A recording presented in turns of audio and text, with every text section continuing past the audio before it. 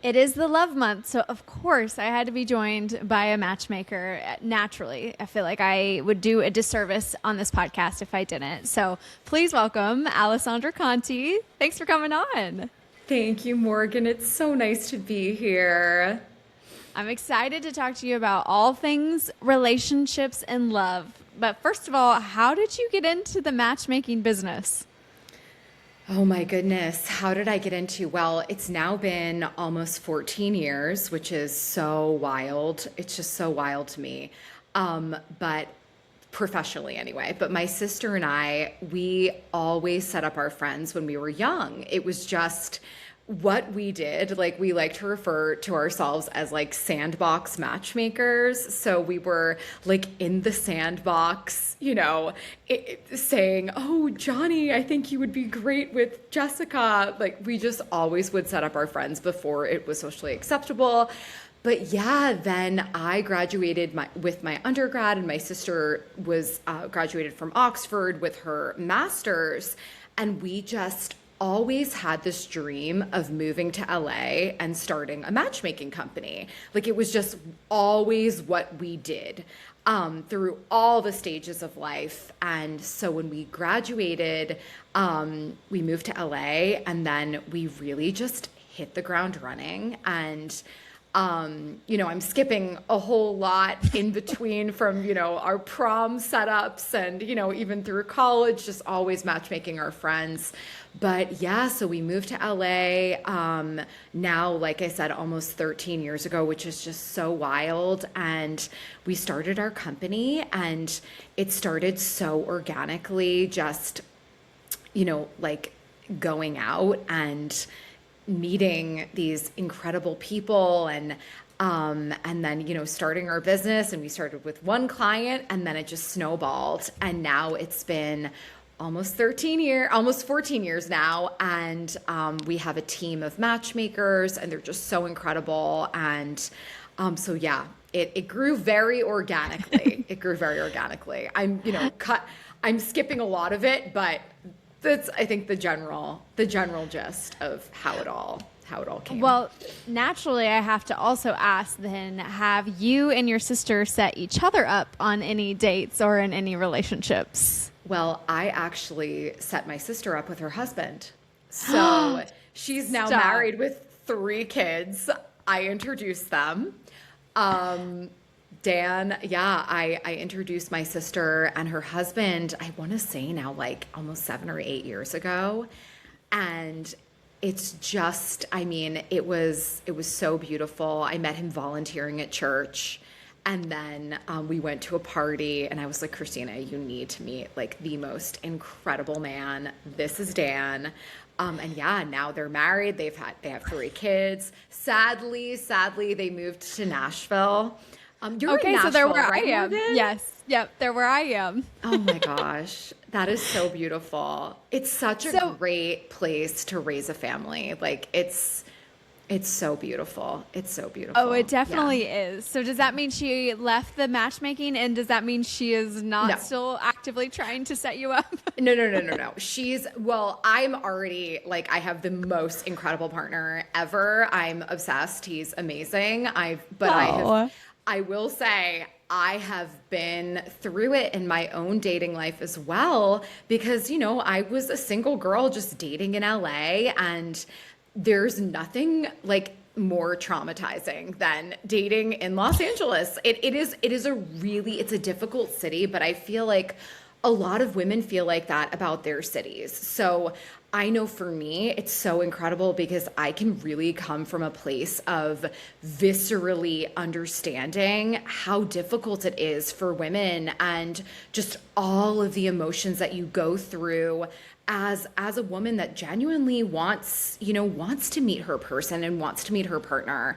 And also failing. Like I failed so many times, like brutally failed. I was like, wow, I really botched that. Like I really didn't see the signs that, I didn't see it. And so I understand that if this is my profession, like if I went through what I went through, I know how the girls, I just have such a heart for the single women. And you too, Morgan. That's how I found you. And I just saw your video and I was like, oh, she gets it. Like, it's tough. It is very much so. And I'm right there with you now, being engaged and finally having found my person. I'm very much like, I still have it for the single girls and the single guys out there, because I know how rough it is in those streets to find your person, to date, to just put yourself out there constantly. All of those battles, I know that are so difficult. So I do want to get into it with you. Like, talk to me about why it is so many people think their city is the one it's so hard to date in. Like, why is this a common theme that we're seeing across social media, and everybody has these relatable stories of, I live in this city and it's so hard to date here? Yeah. Well, I think it's this thing that I like to call city fatigue syndrome. I think that, like, when you've been in your city for too long, you almost, like, you feel this fatigue. You're like, I've dated, I've done enough. And that, I think, also is exhausting. I think the women are just, like, exhausted in their cities. Every city has different types of men. Like, I know in LA, the guys that live, like, on the west side are very different than the guys that live on the east side, or the guys that are in Beverly Hills, Bel Air are a lot different than the guys that live in, like, Redondo Beach and, like, the South Bay.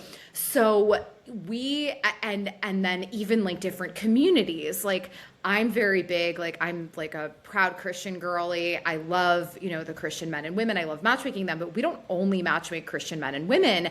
We're working with Jewish men and women, Muslim men and women, agnostic, like all of the types. And in each of the communities, even in, like, the Jewish community, there's, like, the Persian Jewish community, and there's a struggle where I know with one of our clients, it's a little bit of a struggle, because it's like, we find these amazing men that are Persian Jewish, and then we're like, oh, this is the guy. And then she's like, oh, we literally grew up together. Like, we grew up together, because these communities are really small. So I think even if you live in a big city like LA, it's really challenging. And even in Nashville, I mean, our matchmakers primarily, and our clients primarily, are LA based. But we definitely get some outside, some, like, Nashville. We get when they're doing, like, a national membership, which means that they could meet a member from anywhere in the US. So we have everywhere from, like, all the way from, like, we have New York, we have Colorado, we have DC. So we have clients that are all over, but they're doing a national membership. And because a lot of them are like, I'm just feeling like I know the types of men in my city and I'm done. But I don't know. I don't agree with it. I think that if a woman is feeling fatigue, or if a man is feeling fatigue in dating in his city, it's just take a break from using the dating apps. Do a date cleanse. Take minimum 1 month to just get off the apps and just cleanse, and then revisit. What do you think, Morgan? What do you think about this? I get it to a certain degree, right? I understand in general that cities are hard to date in.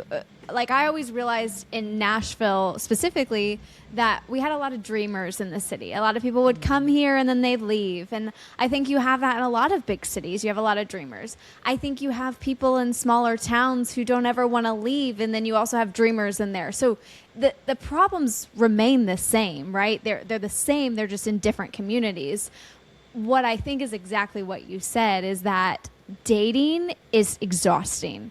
And that's actually what's happening, is we get tired of dating. If you look at the population of a city, it's massive. You don't know everybody in it. You might know everybody in your community, but you don't know everybody in the city. So you definitely haven't gone to the ends of the earth to try and meet every single person. It's physically impossible unless you spend 50 years doing it. But more than that, if you do so much of it, you're going to be exhausted. And that's what we're seeing. We see people get so exhausted and they're like, it has to be my city because this is where I live. You get used to an environment that you're in. So naturally, you're going to take it out on that environment. And I was the same way. So I can't preach that it's wrong because I did the same thing. Yeah, exactly. And then it's like, I think people then bring that energy if you're exhausted dating and you bring that energy on dates, oh my gosh, like this is not the way to go, because then the person is going to pick up on that energy and they're going to be like, okay, what is going on here? Like, she's bitter, she's exhausted, like she's, and there's nothing worse than a person complaining about dating on a date. There's nothing worse. Yep. And I feel like people think that, like, people forget that, oh, I'm meeting a brand new person. And all it takes is one person. That's all it takes. You know that, Morgan. All it takes is one. And then everything can change, but you have to kiss a lot of frogs. A lot of frogs. And you know what, though? Sometimes you don't actually have to kiss the frogs. I think it's like a lot of women are like, oh, I have to kiss all the frogs. I'm like, well, maybe you don't actually have to kiss them. Maybe just acknowledge. You could just go to the pond, and hang out. See all the frogs. Exactly. Like, no need to kiss them. Just allow them to hop away if they're not your prince, and that's okay. But yeah, I think, oh gosh, it's definitely super challenging. But all it takes is one. All it takes is one. Yeah. Yes, very much so. And it's always the wrong one until it's the right one. And that's what we go into. And that's what you hope with dating. And I do want to know, from a matchmaking perspective, how do you prepare people to be matched up? Like, what are the questions that you're asking them? What are you trying to get them to think about themselves? Or what is the preparation for them to be matched with somebody? Yes. So what we do at our company, we do what we call a best match interview and personality assessment. So essentially, we are ideally with clients, we're meeting with them in person. Our office is Beverly Hills. So we meet them. It's so cute. Oh my gosh, Morgan, next time you're in LA, you have to let me know. You'll come to the office. We'll go to Dante. We'll get martinis for martini hour. I love this. Yes. Oh my gosh, it's so lovely. But so yeah, our office is right off Rodeo, it's such a blessing. Like, oh my gosh, how fabulous and fun. So we have the clients come to the office and we meet with them in person.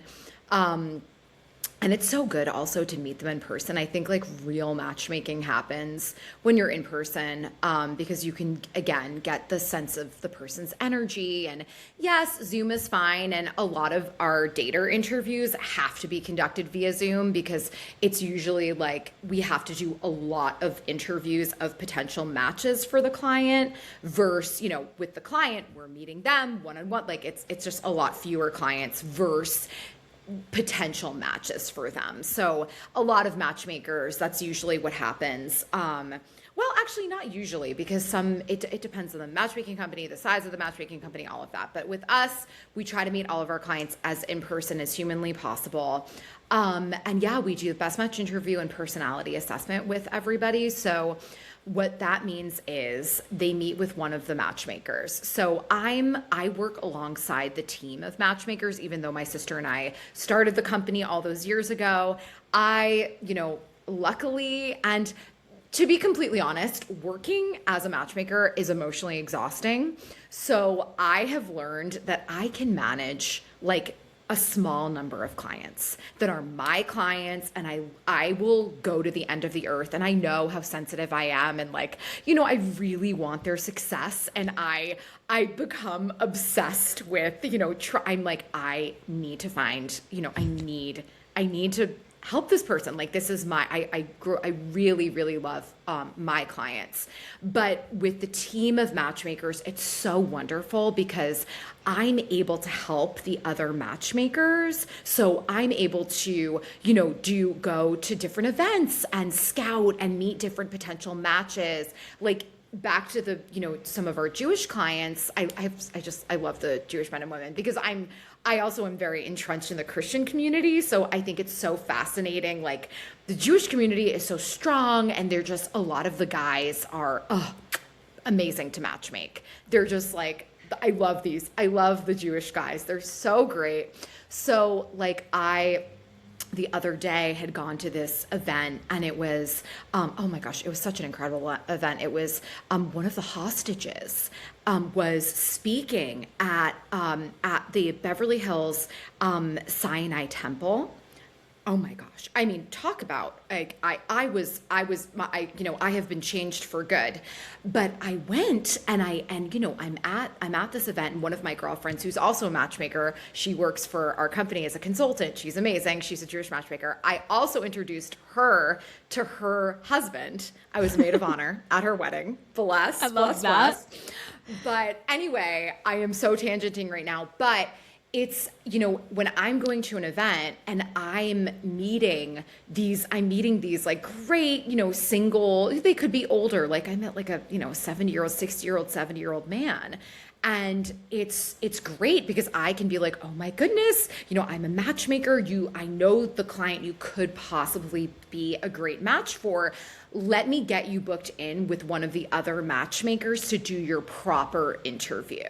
So then I kind of push them to the other matchmaker, or if it's, so it's a really fun job. Like, I feel like at this stage, I'm so blessed because that's a big part of my job, it is just going to these different events and meeting really interesting people that could potentially be great matches for for the matchmakers in the city, clients who are working with the team of matchmakers. So like, I then don't have to deal with, all of the actual matchmaking. I can just be like, oh, I think this is a great possible match. And then boop. But yeah, we learn all about them, all about everybody. We ask the tough questions.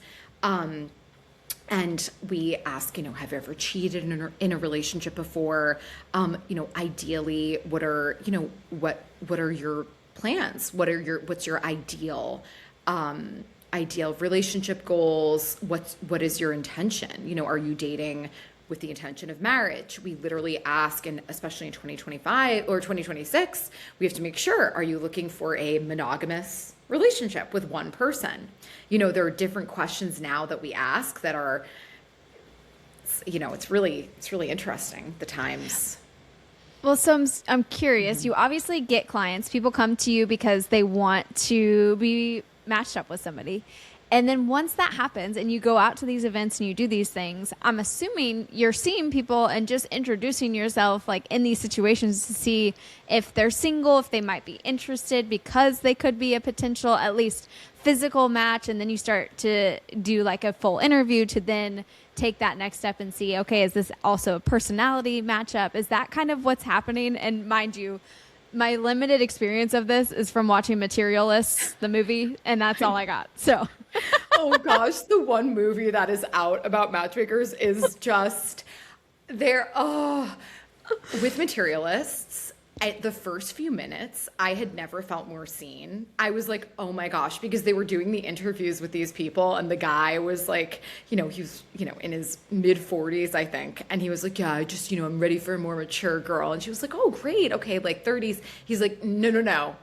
20, like late 20s. I'm ready to go above 25.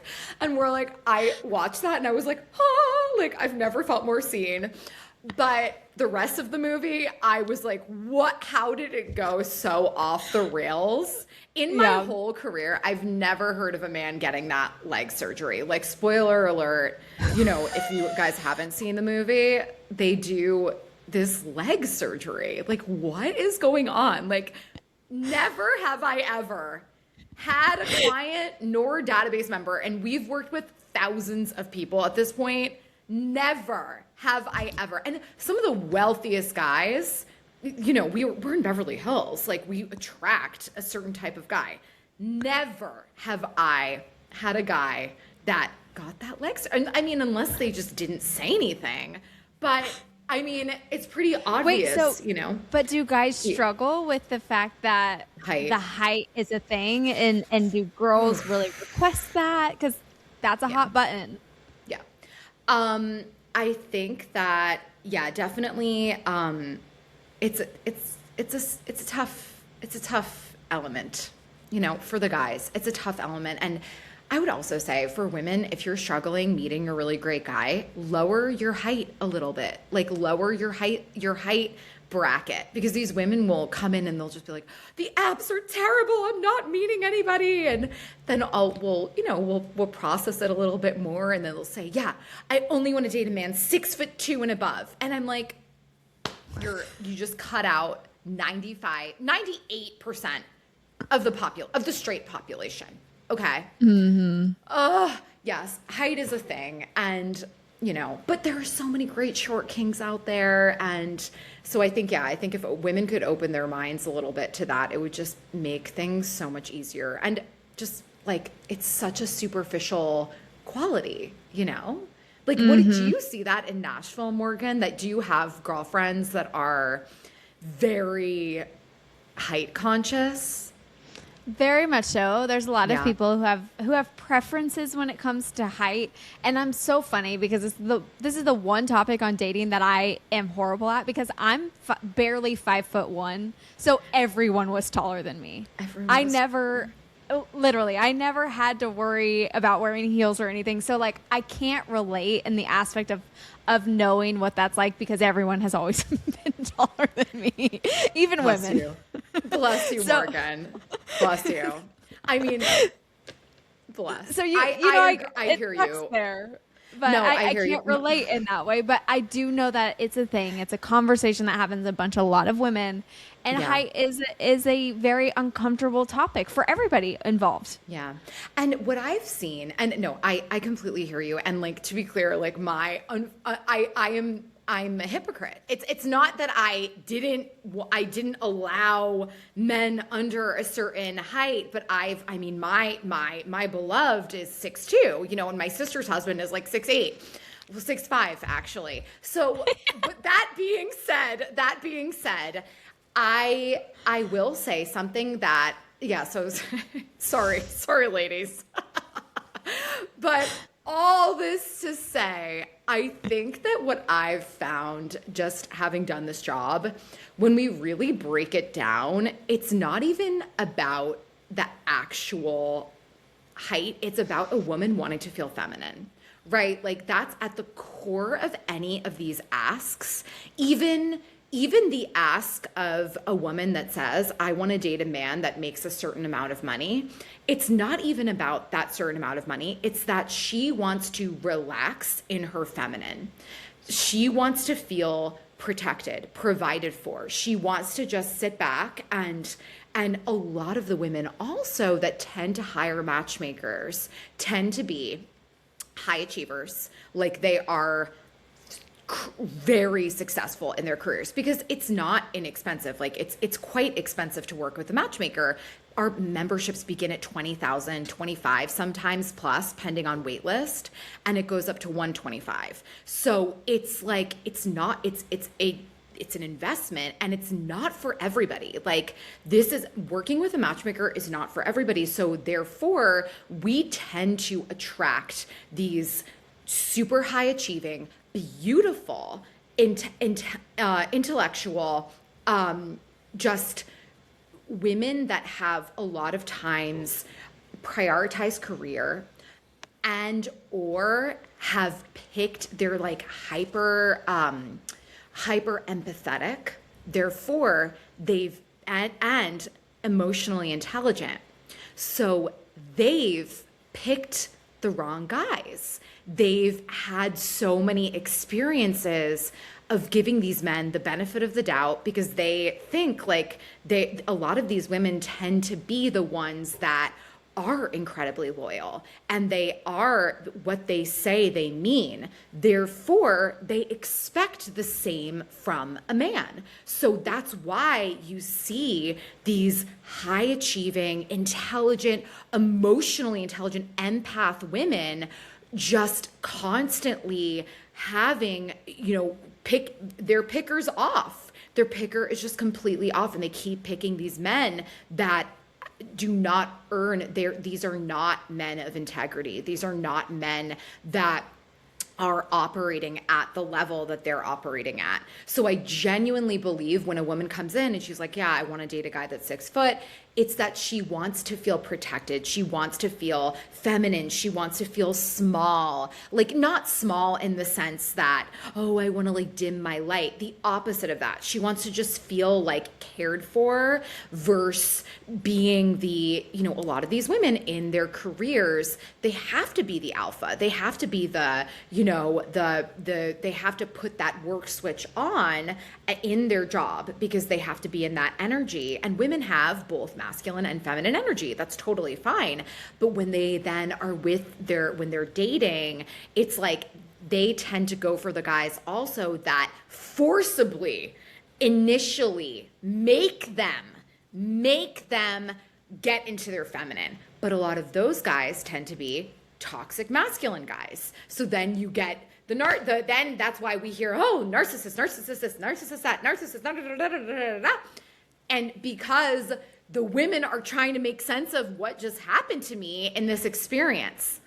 I'm tangenting, Morgan, but this is really what I see. So true. Yeah. I mean, that's exactly what happens. It's exactly what happened to me, and very much of a big part of my story is so much of that. So it exists. It exists on so many levels, and it's hard, honestly, to, in this day and age with dating, when you're out there by yourself, and I say in these streets because you're in the streets doing this, it's hard to trust and believe in people because we have a lot of information now.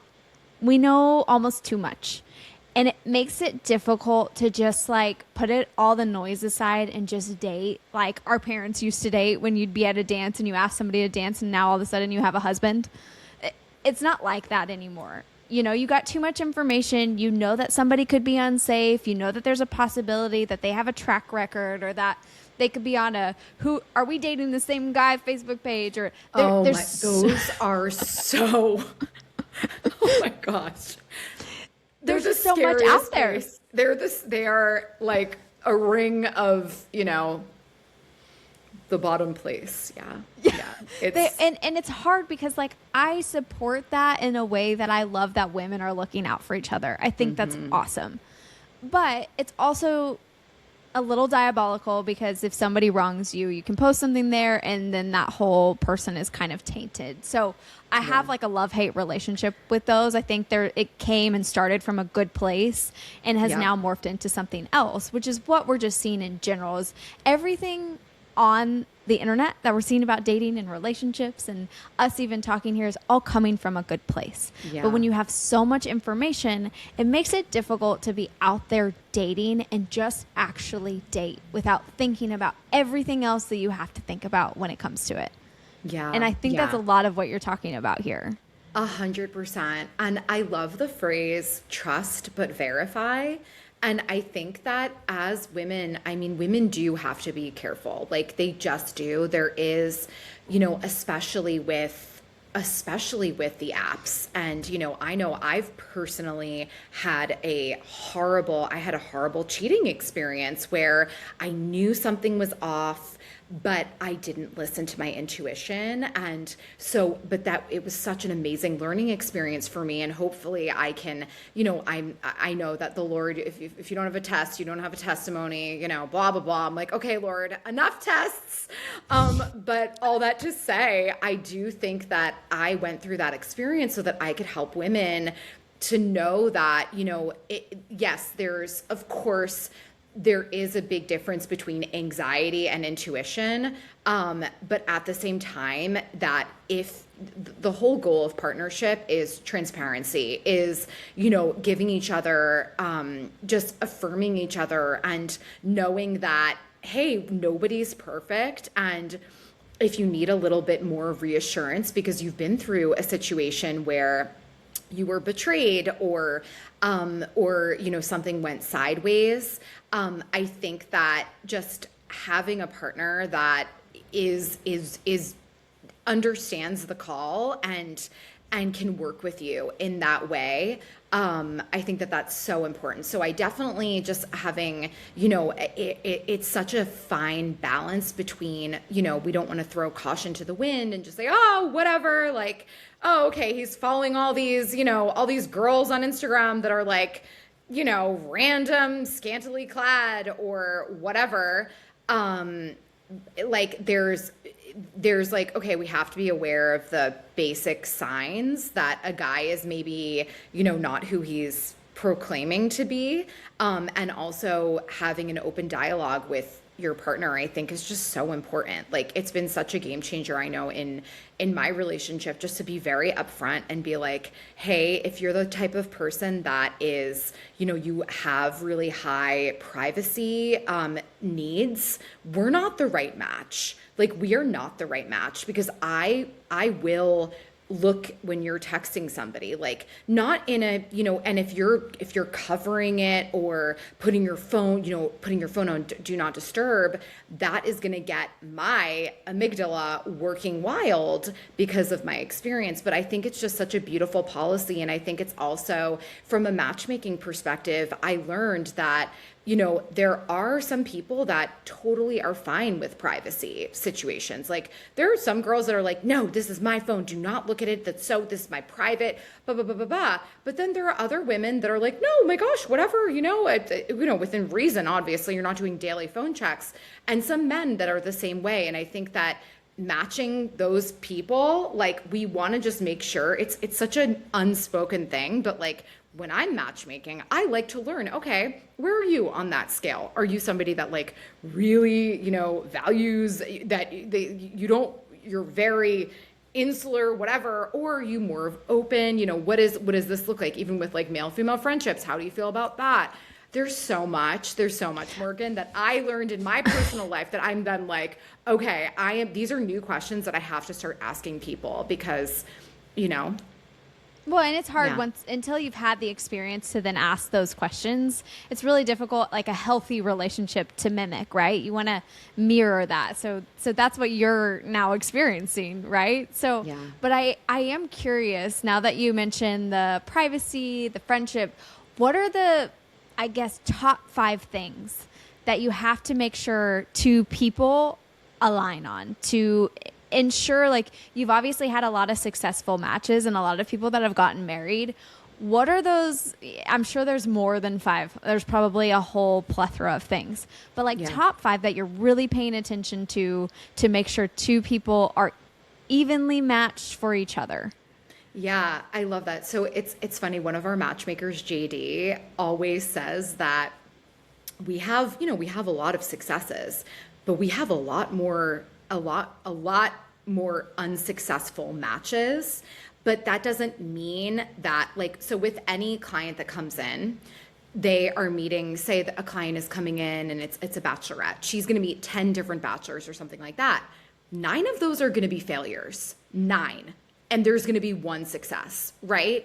So that's really, but we're gaining so much information. And definitely as a team of matchmakers, we've learned so much from those failed matches. Like, we've learned, oh, this does not work. And that's okay. That's intel. We're gathering intel.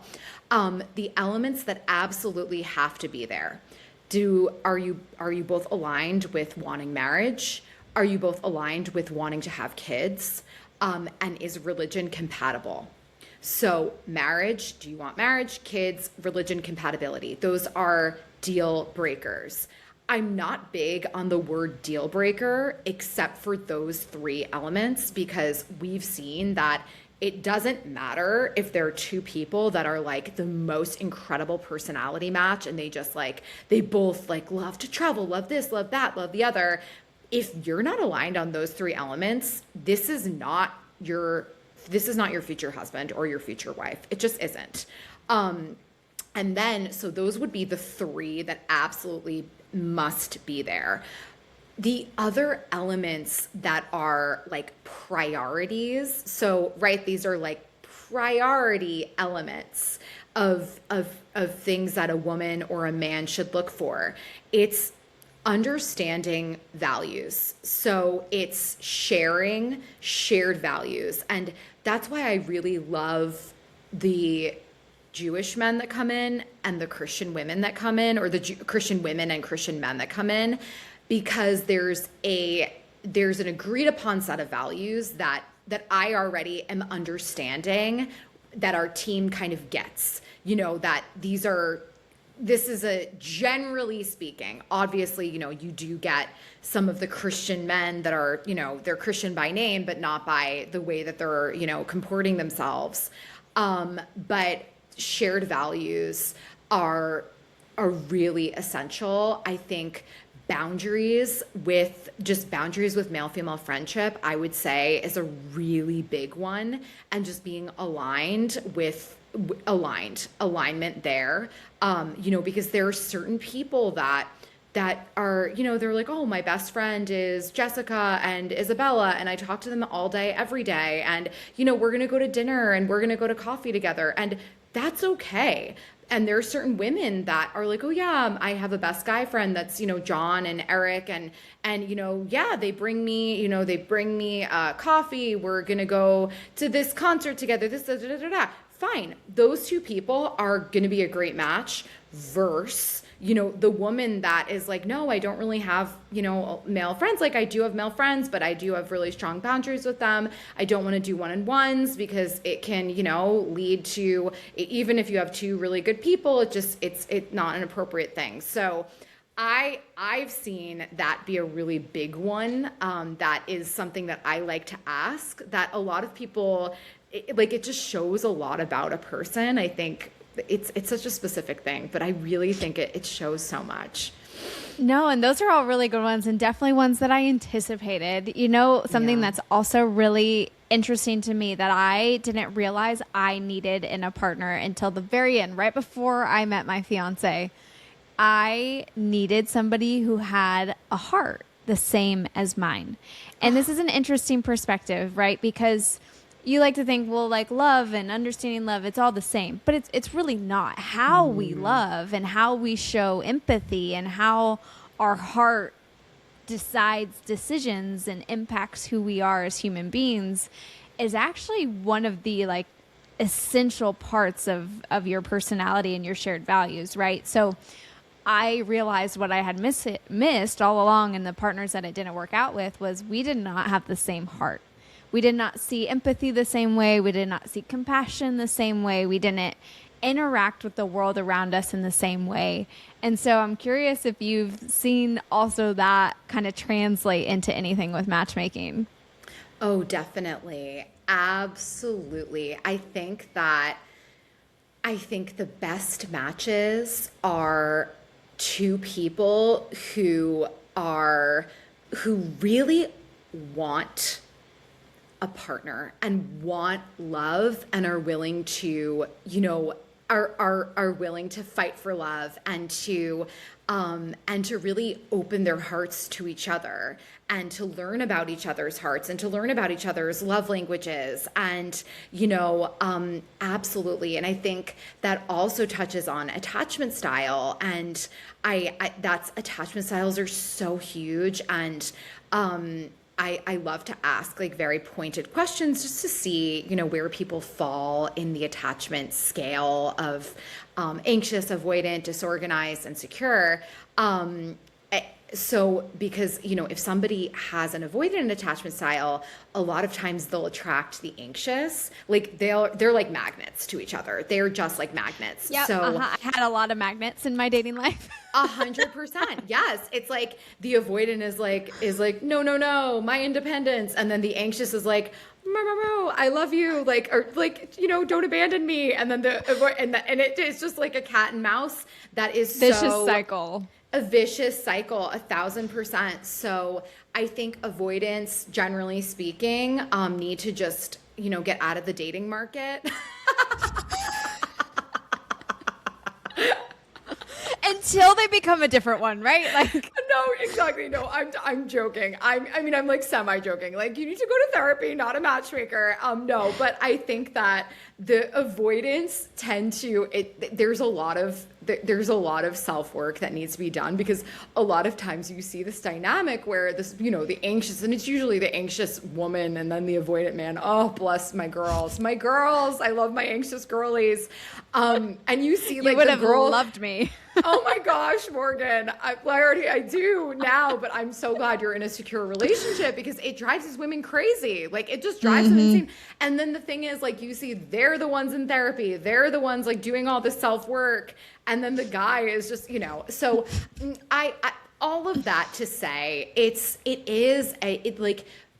I love attachment theory because I think it does describe also the heart of a person, right? Like an anxious heart is like, they really crave closeness and they just need a little. It's an anxious person. I think, hot take. I love the anxious. I love an anxious man. I love an anxious.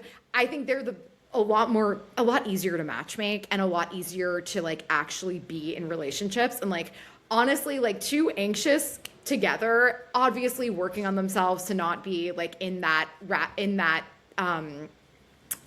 what's it called? Hamster wheel. Hamster wheel. Yeah. But like two anxious can really soothe each other's nervous systems. And it's so beautiful. I've seen this happen a number of times where, and it's just like coaching them to be like, no, it's okay. You can ask, you can just tell your partner like, hey, read the book Attached Together so that you are aware of it's attached by Amir Levine, who I'm so excited. Oh my gosh.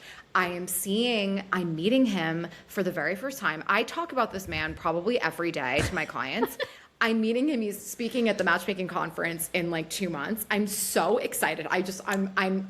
He's presenting and I'm just going to be like, Amir, thank you for your work because it really has changed.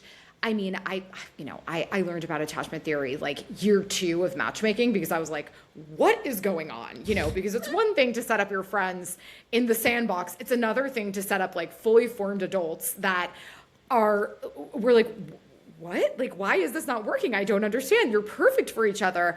And then we're like, oh, this is why. It's not a lost cause for avoidance. It's not, but they too need to be actively working in therapy, doing all the things when they feel those feelings of, even though it's called avoidant, they feel anxiety when closeness comes.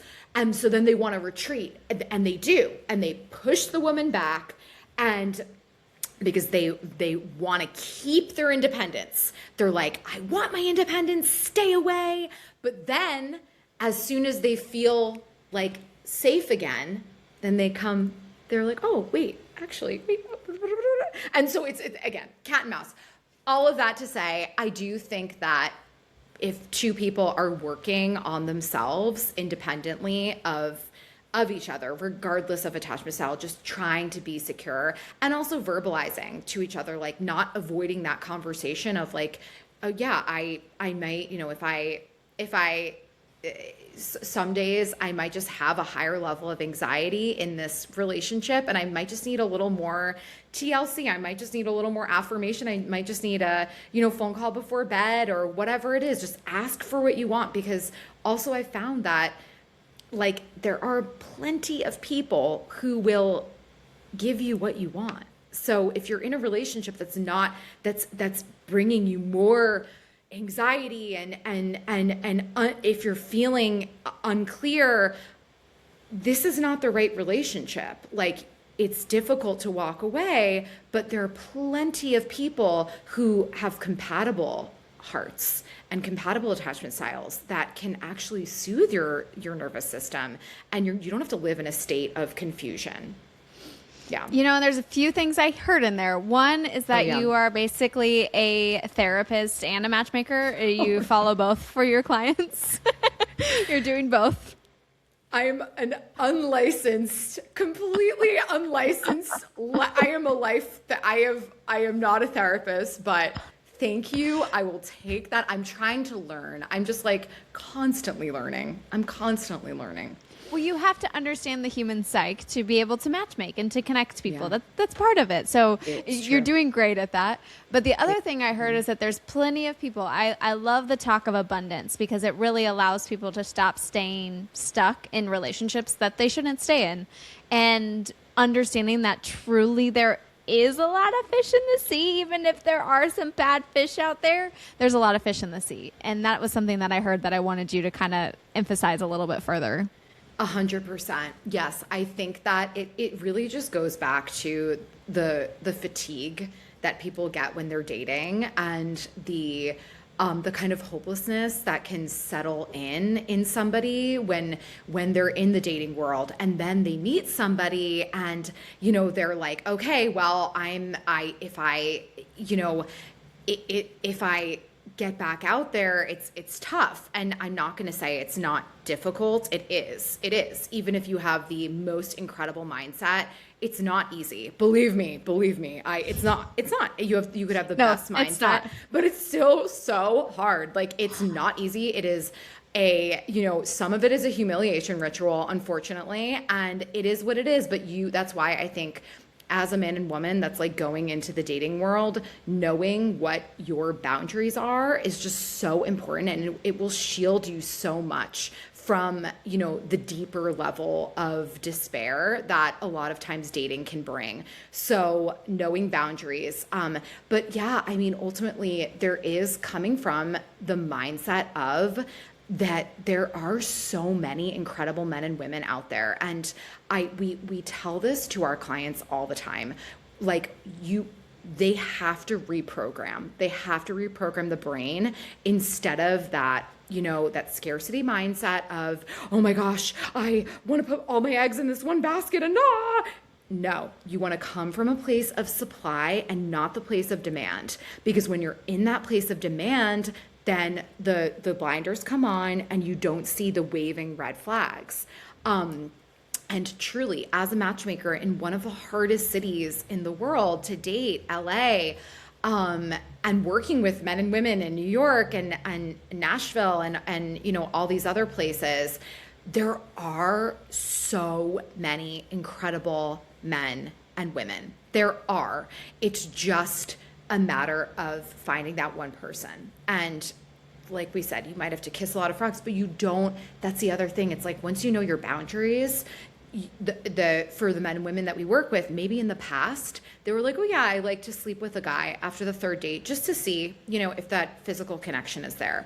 And we say, okay, how has that worked? And they're like, oh, it's terrible. Then they ghost me 3 days later or whatever it is. So we say, okay, why don't you just stop sleeping with men? Just stop sleeping with men. Like, what a concept. Like, take your power back, just stop. Because also when that happens, the women then are bonding through oxytocin. And again, the blinders come on because they're like, oh my gosh, they have this surge of hormones and emotions. And it's not even about what the man thinks. Like, we don't care, whatever, if a guy or how a guy is operating.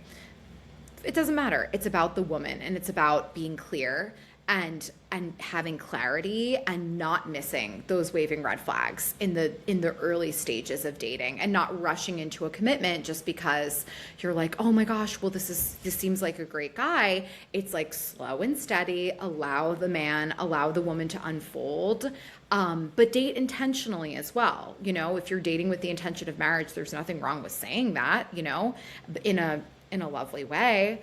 But yeah. I was very much the sloth when I was dating. I operated, once I learned my boundaries, once I learned what I wanted, what I was looking for, and I really started to figure out myself more. And I was probably towards the later part of my 20s. I often called myself a sloth. I was like, I'm moving at a sloth pace and nobody is going to move me. And Good. That's just how I operated for a long time. Of course, I still had a lot of mishaps in there, but the sloth was the majority of that. So much a part of it. Well, Alessandra, I do want to ask you, this is how I always end the podcast, is either it's a piece of advice, it's either motivation or inspiration, or maybe it's a topic that we didn't address and you're like, Morgan, we have to talk about this. And I kind of give the floor over to you. So take it away. Yeah, I mean, I think I would just say, especially to the single women, when they're dating, just flip that vacation mode on. After you've kind of affirmed that, okay, this guy is who he says that he is, he has the job that he says that he does, and he's, not do a little social media check, make sure there's no, marriage photos or girlfriend photos, or he's not following a million girls on Instagram. Once you've kind of done that due diligence, I want you to really put all of that to the side and flip your vacation mode on. And when you're going on a date, just be so present. Pretend like you're on vacation and like make it the goal to enjoy this man's company. Make it the goal. You're not doing a job interview.